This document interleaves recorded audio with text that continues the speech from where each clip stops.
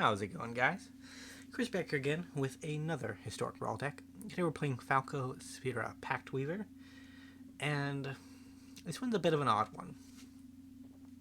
So I ended up being lucky, and I drew one of the cards that the deck is based around. And the basis of the deck, not really the deck itself, but the ideal behind the basis of the deck is I wanted to play a deck around cards that have the line of text whenever an opponent casts. I actually found this a little bit more challenging than I thought it would be, because there are only like 6 or 7 of those on Arena at the moment, and like they're not all very good. Some of them are pretty bad, and we ended up pulling in lock pieces because the archetype by itself just wasn't powerful enough, right? Like, it would have been just 6 or 7 cards and then ways to protect those cards. So we ended up in a more Staxy build.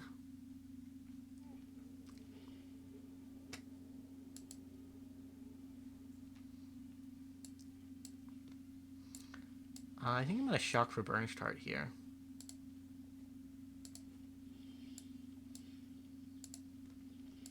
Yeah, there's a reason why I generally don't play cards like Ghostly Pilferer. Because the activated ability is unlimited, right? And you can do it at any point during your turn. If you want a good free discard outlet, this works, right? But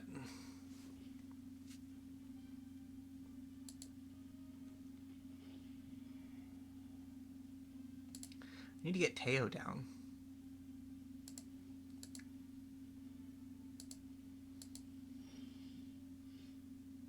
Decline. So let's Broker's Hideout.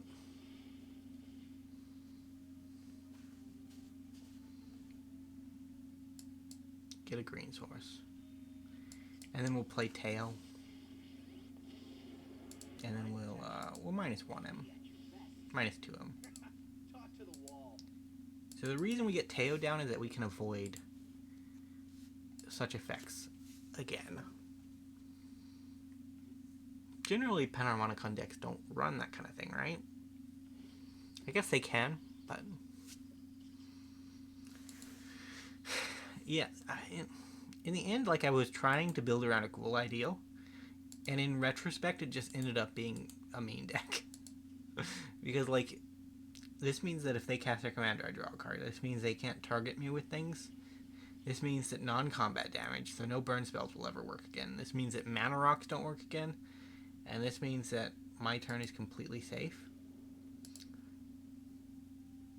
Yeah, so if they cast anything off the top of their library, I draw a card. We have Ghostly Pilferer. And with Karn the Great Creator,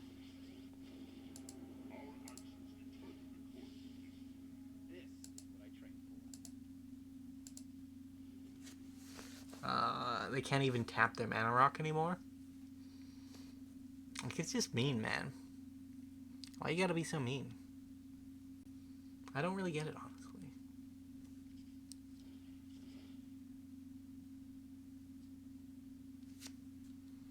Resolve.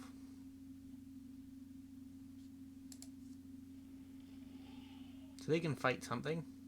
Probably Ghostly Pilferer. But it's not gonna do them any good.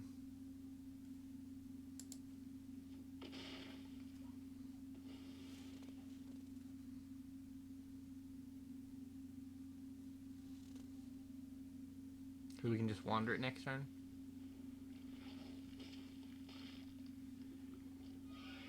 Don't you dare fight my burnished, you monster.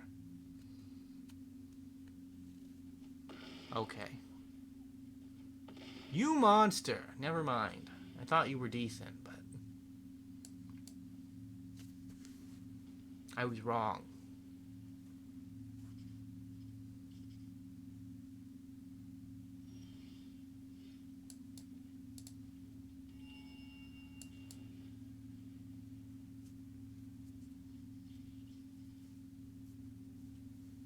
Let's exile a Thorn Mammoth.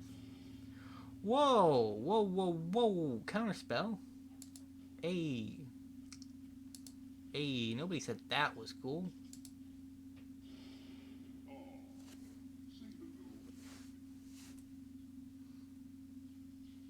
I think we lose. I think I spent too long talking about how unfair the deck was, and as a result, we just lose.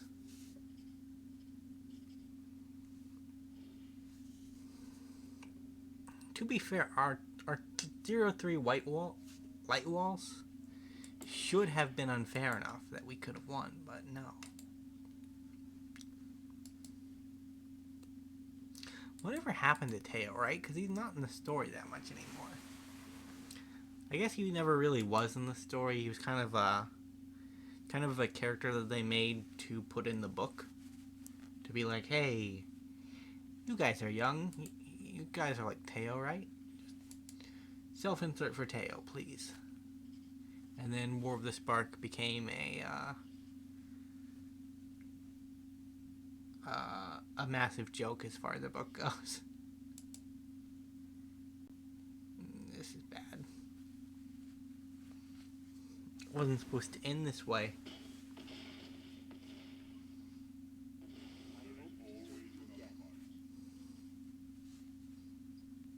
Oh, they can actually cast a Thorn Mammoth now, so bouncing it doesn't do much.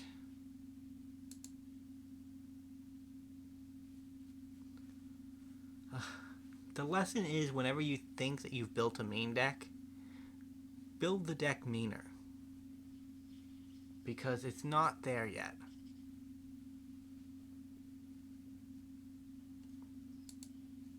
Gix versus the Wanderer. I'm kind of glad that the Wanderer is not one of the decline. I'm not gonna discard my Temple of Enlightenment just because you say so. Was there anything that could have saved me? ACD, not gonna do the job. I'll keep you around though. Do you have the other 2-mana counterspell?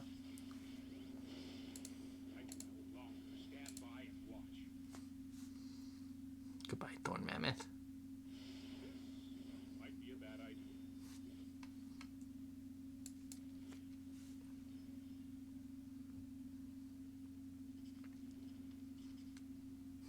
And now we lose this turn. They have 6 power. They can get the kill.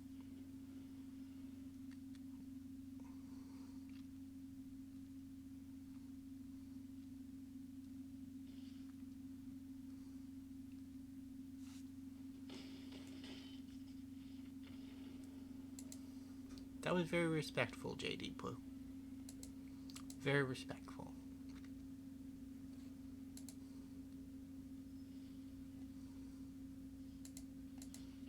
On to game 2. So I didn't really get to test this deck out much. I don't know, I was just sitting here thinking, might as well do some recording. We built a couple of decks the other day. Let's give them the ring. See how well they actually stack up. This is okay. Verity Circle is another card that I really want to work, and I don't know exactly how to make it work, but I want it to work. Keep.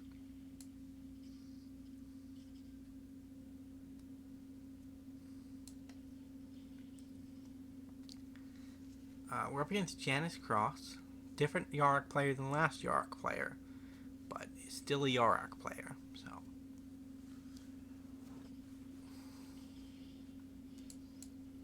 You know, I was talking to Elspeth, not Elspeth, the new Elesh Norn in the upcoming set, and I wasn't exactly high on her, but we will have to show the Yarok players how to do a real Panharmonicon commander. Because, she kind of does just, like, if we had the new Elesh Norn commander in this scenario, we would be so happy. We would double up our Enter the Battlefield triggers and deny theirs. It's, oh my god, you drew a Black Lotus. It's cool.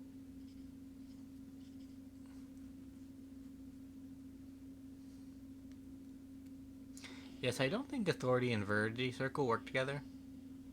That was not an attempt at synergy on my part, it's just coincidental deck making.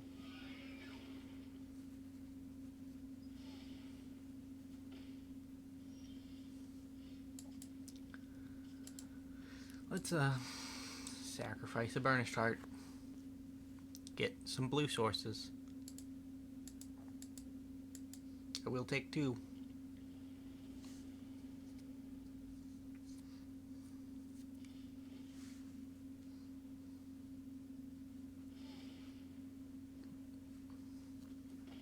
I kind of threw Nullhide Ferox in here as a gotcha.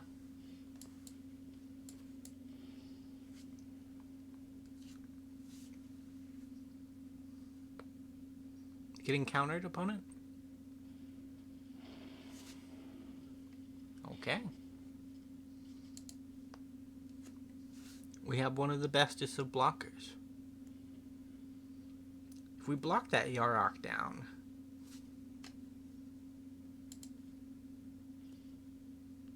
we should be fine.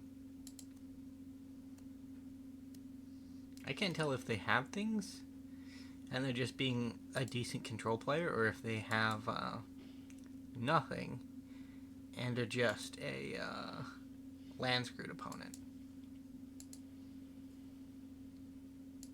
Go Nullhide. You can win this race.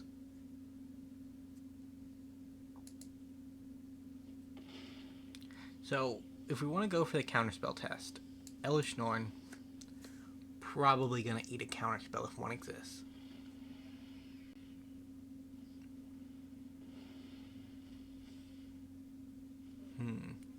Not a counterspell, but a removal spell. There's their 5th land drop. Happens to be the only color they don't have.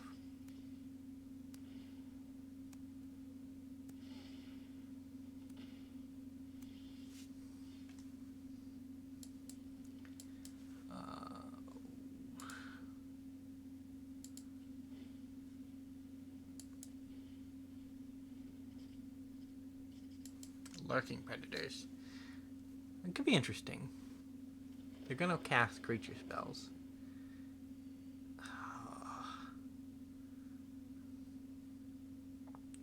Man, in my head, when I think about a Stax deck and decks that it should be decent against, I feel like it should be decent against the Yarok Panharmonicon deck. But it's just not.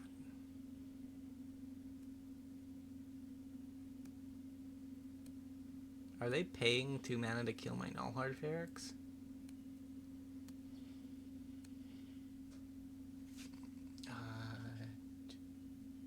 Bottom of your library? Yeah. Lurking Predators, why can't you put into play? You're one of the opponent cast a spell cards. Please be better. I guess it's a bit late to ask for that now, isn't it?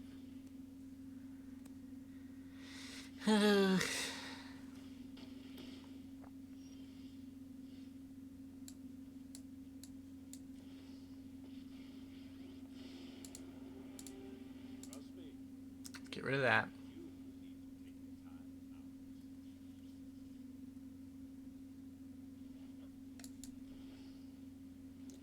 Player commander. Our Teferi dies this turn, right? But they do have to sacrifice one of their creatures to make it happen. I'll put it on the bottom. We do have card selection going on here, right? How do we know that this is... Oh, yeah, you. You tell me that this is what it is.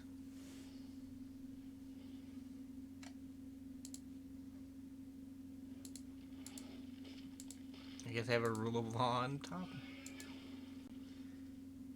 And cast a creature.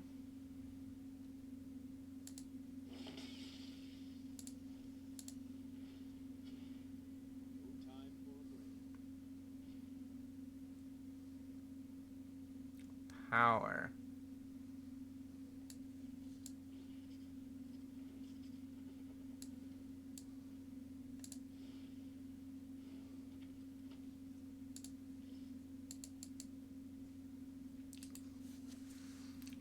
So Saphira, or Falco Saphira, is one of the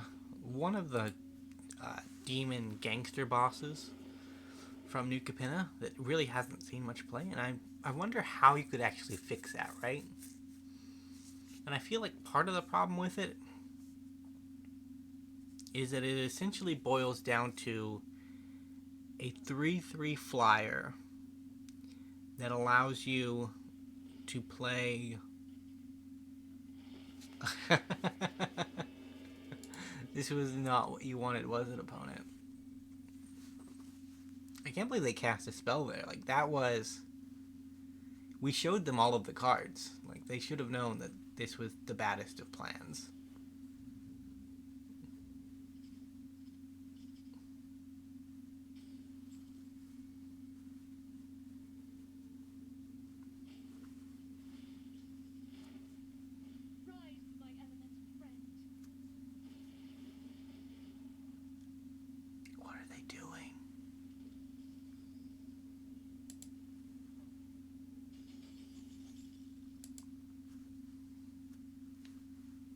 You can't outvalue a foreign Klex.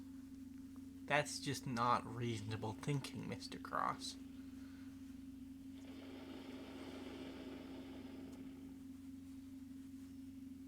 I mean, this is good, right? But does it actually deal with this? I don't think it does.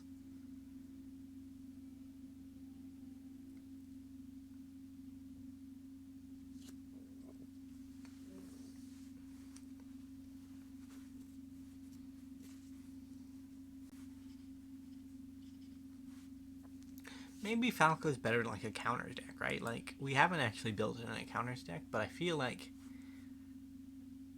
you can cast it from removing a counter from any of your creatures. So, like,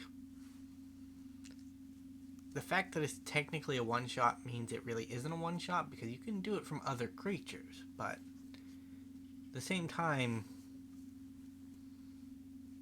like, +1/+1 counter creature decks have been pushed by Wizards for like the last 4 standard seasons, and they just haven't been good. Let's skip to the good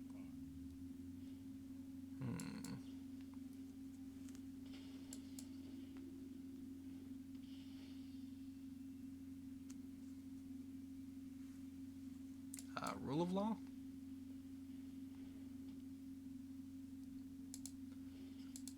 Down that Death Touch.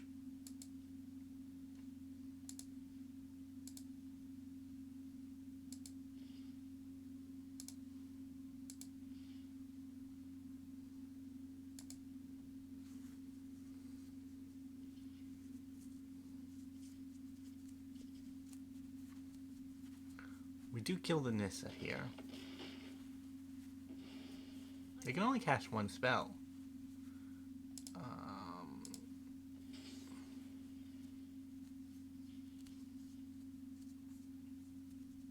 So if they draw 3 cards, that's it. That's all they do. 2 mana draw 3 is still a card I would play.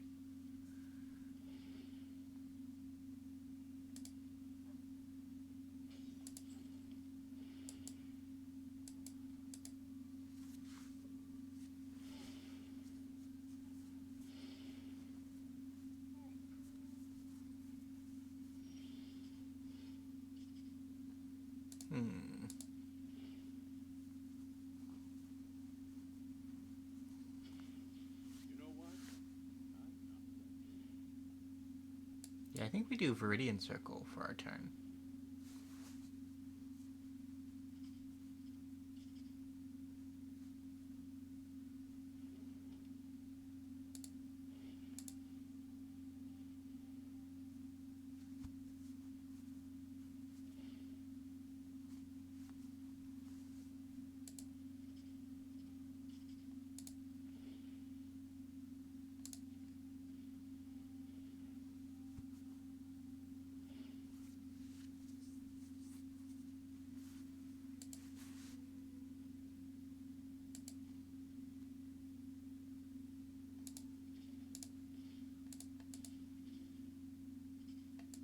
I think this is optimal.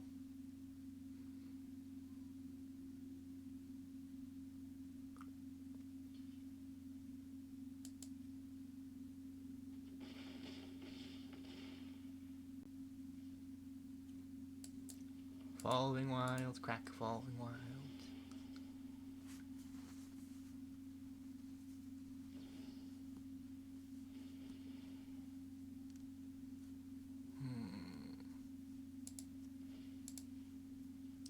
See if we can manipulate the top of our deck a bit. And no dice. We did for next turn. Oh boy, I skipped getting a land. Wow. I guess we don't really need it, so.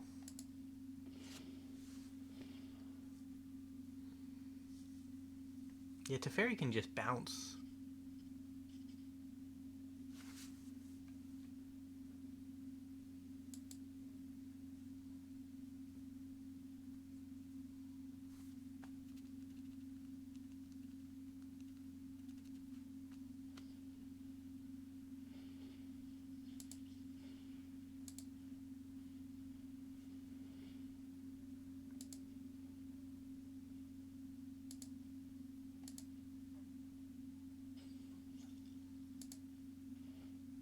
Rude.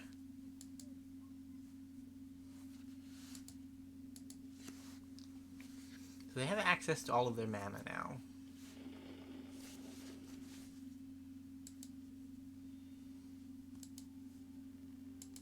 I think our Yarok opponent might have actually got the date done.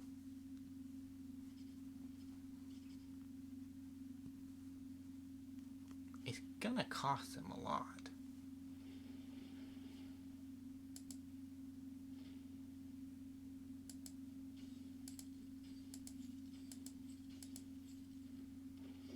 Oh, Foreign Clax, I forgot. Containment Priest.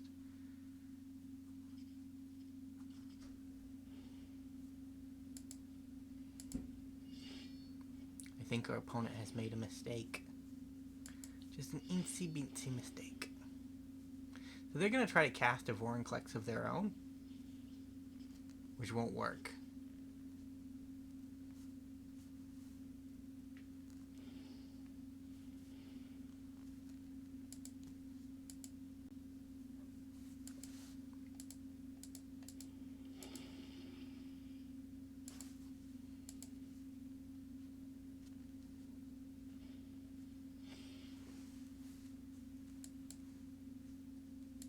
Rude.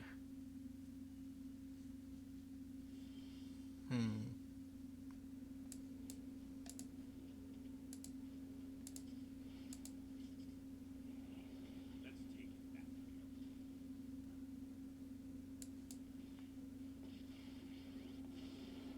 Speak softly. Good carrier, let's cut these up to size.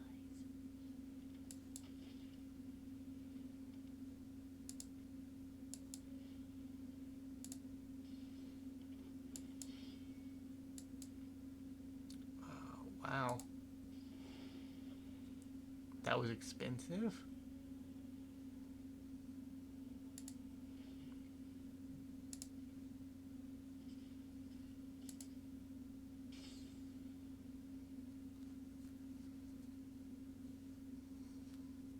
Should have left Toxtril around now that I think about it, because it just adds counters for Falco.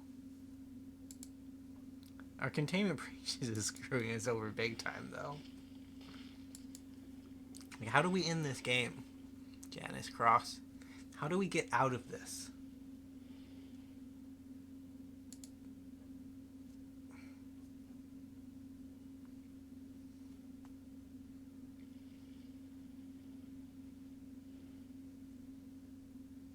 Time Twister is a good way to start. God, Narset would have been so nice.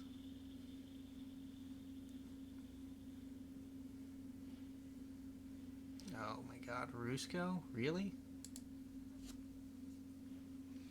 I didn't think you were a monster, but I kinda do now.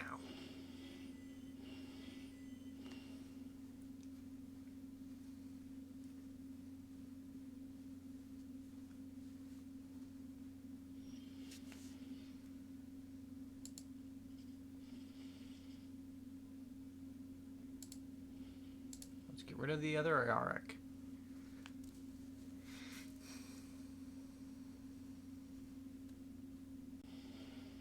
Hold still.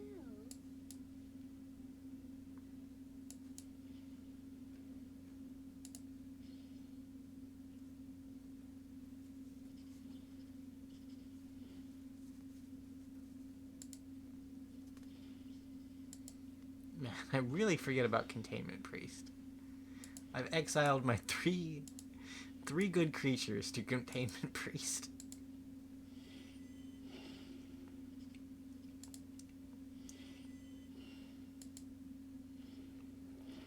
Beasts are much more reliable than humans. It is my duty to protect the vulnerable. Hmm. We need to move quickly.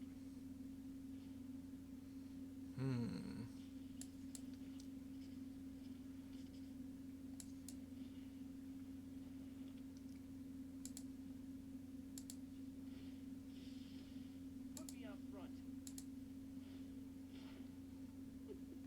I've seen puppies whine less than you. It's not a creature, so I can't cast it.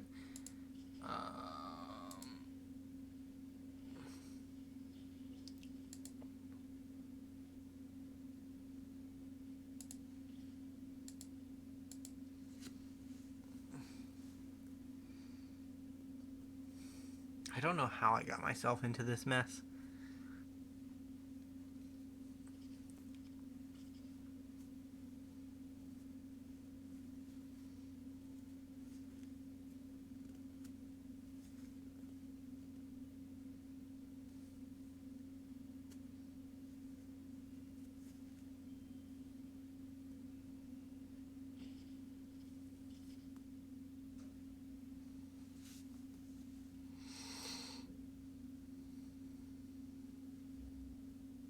I think we're gonna do a game 3 regardless, but like this game is nowhere close to over.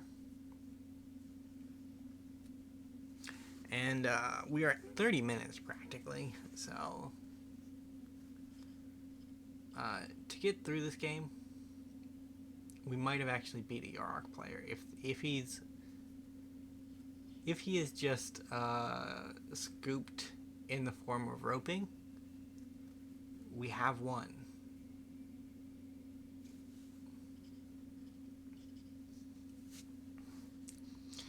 To be fair, like our entire board state is just nonsense, right? Like it's a bunch of text of things that don't really do anything.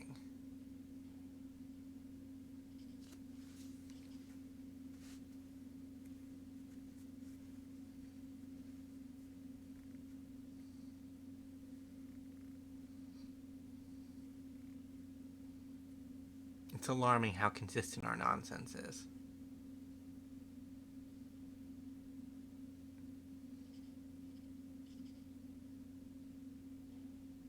I think we got a rope. I think we got a victory rope. You know, there are some content creators out there that measure the success of the decks they build based on how often they get people to rope them. Now, I'm not that malicious in my deck construction, but it is like a form of acknowledgement, isn't it? An acknowledgement that whatever you're doing is just the worst, and it's kind of nice in itself.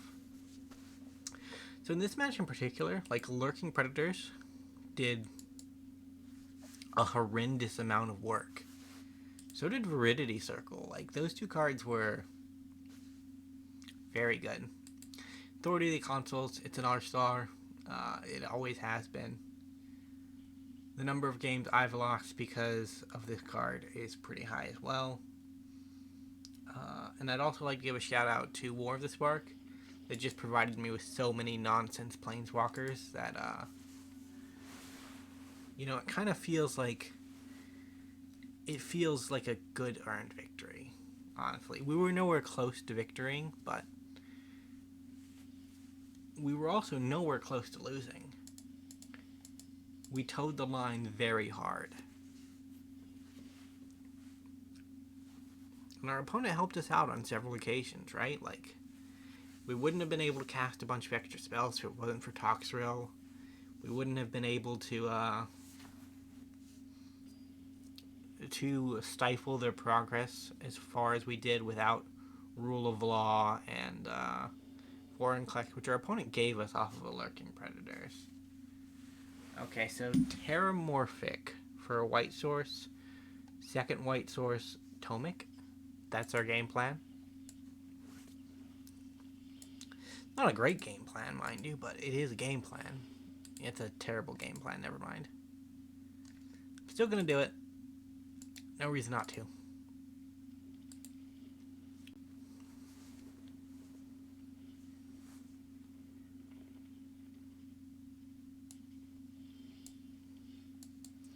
Have you seen my 2-mana 2/3?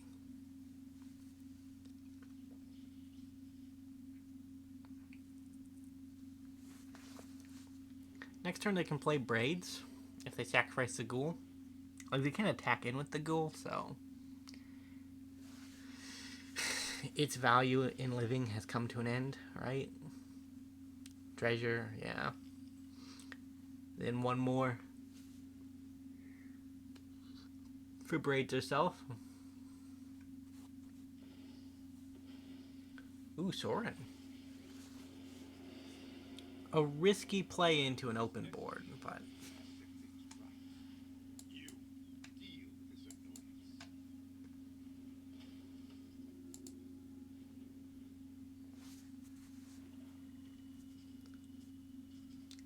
are we going to see the real Braids come down now? Like, I will sacrifice my Containment Priest.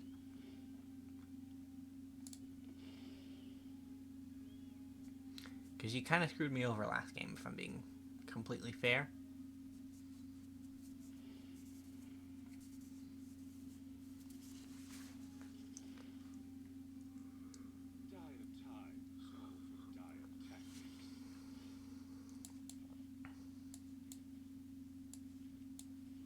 There we go.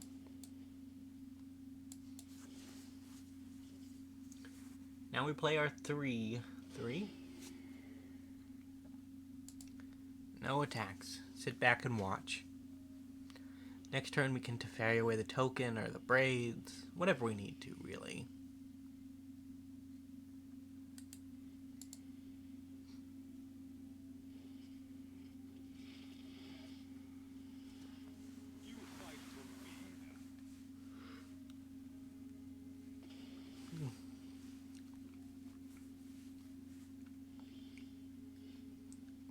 Right now we play our real commander, Teferi, Hero of Dominaria.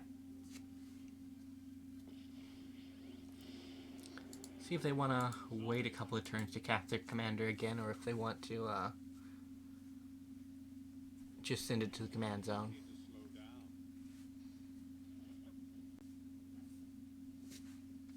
I'm confident that Teferi is a better planeswalker than Sorin. It's just I don't know if Tomik will survive. Like Saphira or Spara. Spara will live because of the shield counter, probably. But Tomik, he's just out there in the open. Any tall wind will blow him down.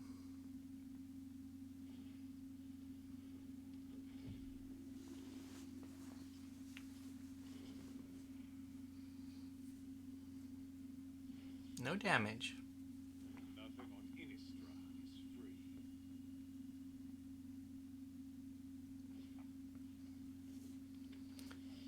And an underdog. Let's draw a card. Get our land off the top.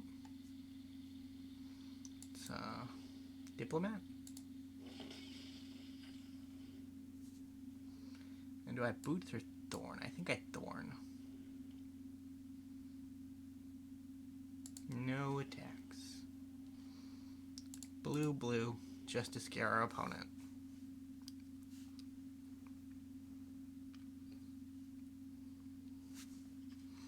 So, non-creature spells cost one more. That means This is technically a 7 now.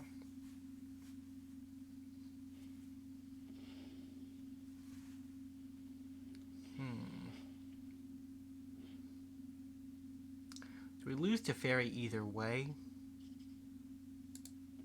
I'd rather take out the flyers in the process, or one of the flyers in the process.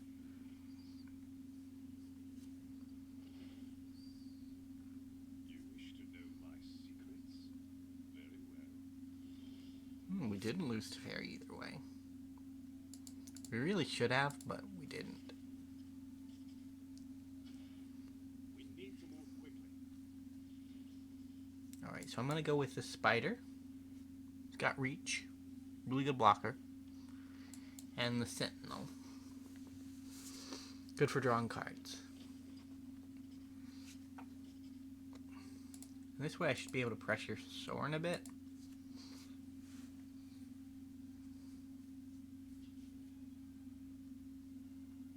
So we can double block, right? That way they at least trade.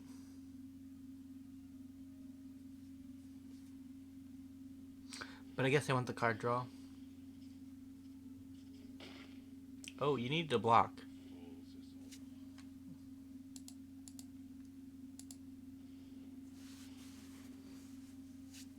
I don't really want to pay 3 mana for Mind Stone.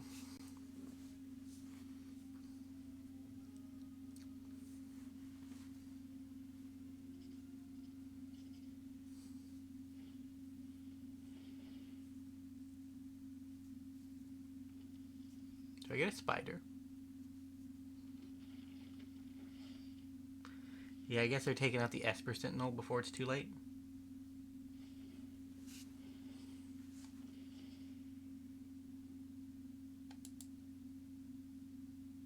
I didn't get a draw off of it either. That means I paid the price.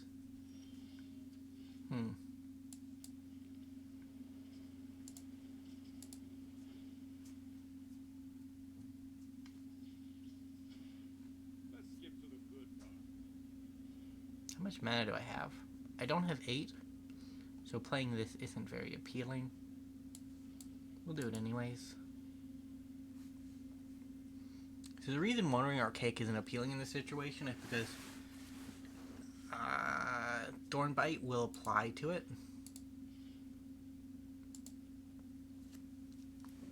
Or Thorn Amethyst, it will apply to it. So even though we have 2 mana left over, we can't... Actually, never mind. Teferi is a good card. I forgot about that. What you got in the graveyard? That's Soren. He is where most of your damage has been coming from, so...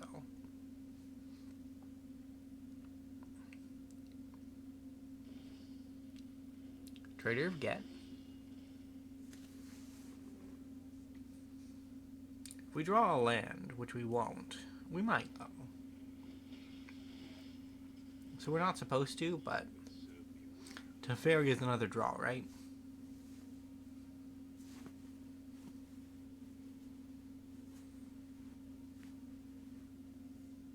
Wandering Archaic is another one of those cards where an opponent casts something, and then we get an effect out of it. Which is the plan of our deck, by the way. I know it doesn't look like it. The 40-minute mark. That thing that I would have liked to have avoided.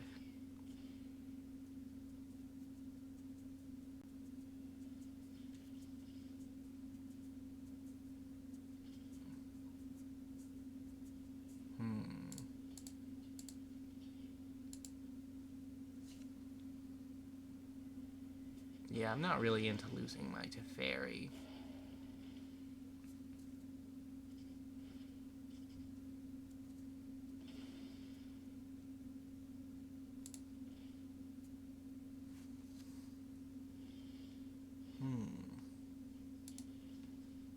Let's get rid of him.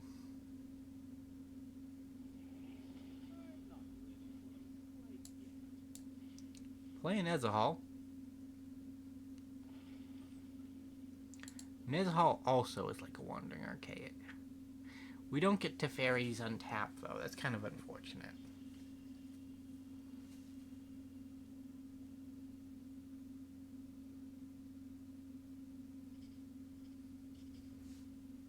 We have kept our creature count high, though. That's surprising. Draw a card. Hey, there's land. Tap land, unfortunately.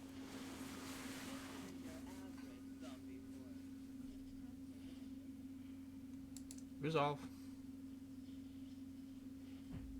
I think they're gonna double sack. But they probably shouldn't. They shouldn't take a creature, right? Like, you play Liliana and you sack. That's what you do.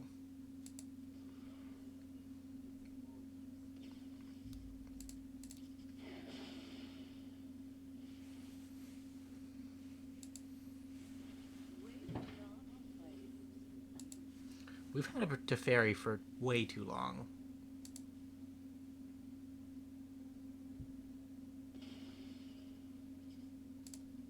No, I'm not going to sacrifice my Teferi. Thank you. The offer is nice, but not welcome. A Teferi.